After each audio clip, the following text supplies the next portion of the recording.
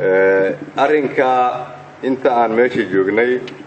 gaar ahaan xalay saxaafadda lagu shaaciyay ee ku saabsanaa dekedda berbera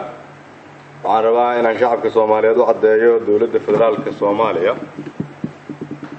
qayb kama ahan lagalama hadlin lug kuma lahan cidina nagalama ay wada hadal arrinkaas haba yaraatee sida aad ku aragteen war saxaafadeedkii ay soo saartay wasiirka dekedaha oo ag taagan oo ku baxay amarka ra'iisul wasaaraha mowqifka dawladda federaalka Soomaaliyeed waa mowqifka ku cad war saxaafadeedka macnaheedu waxa uu yahay heshiis walba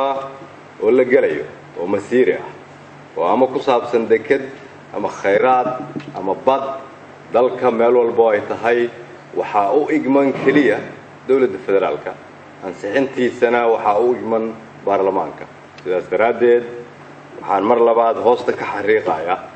inaan soo dhaweynayno shirkad walba oo dunida joogta oo doonaysa dalkeena inay maal gashato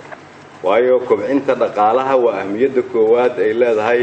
xukuumadda aan ra'iisul wasaaraha ka ahay iyo dawladdu madaxweyne ka yahay madaxweyne maxamed cabdullaahi maxamed farmaajo laakiin waa in loo soo maraa dariiqa dhabta ah dariiqaasi waxa uu yahay in loo yimaado hay'adaha dastuuriga ah oo ku salaysan dastuurka ay leedahay ummadda Soomaaliyeedna ay u gmitay inay geli karaan heshiis noocaas ilaalinta midnimada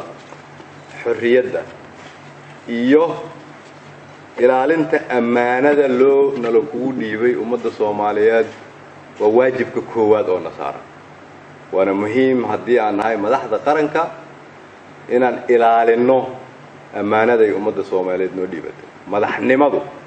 waxay tahay inaad shacabka Soomaaliyeed soo hor istaagto aad u sheegto waxa jira marka ay jiraan arrin ay ka murugoodaan waxaan leeyahay ummadda Soomaaliyeed annagu waxaan u dhaaranay idinka inaad difaacno waxaan idin ballan qaadayaa inaad idin difaacayno qof walba Soomaaliyeed laakiin waxa laga rabaa inuu ilaaliyo midnimada iyo xorriyadda ummadda Soomaaliyeed qof walba Soomaaliyeed waxa laga rabaa inuu qaybtiisa qaato qof walba Soomaaliyeed waxa la rabaa inuu soo istaago dawladnimadii Soomaaliyeed way soo laabatay meel fiican ay maraysaa sidaas daraadeed ayaan waxaan ugu baaqayaa shirkadaha raba inay wadankan ka ganacsadaan ama heshiisyo ka saxaan waxaan leenahay hal dariiq kaliya ayaa sax dariiq walba oo kale oo aan ahayn soo maridda hay'adaha federaalka oo loo ogmaday oo ku salaysan dastuurkeena waa dariiq aanan aqbalayn lana tiigsanayna sharciga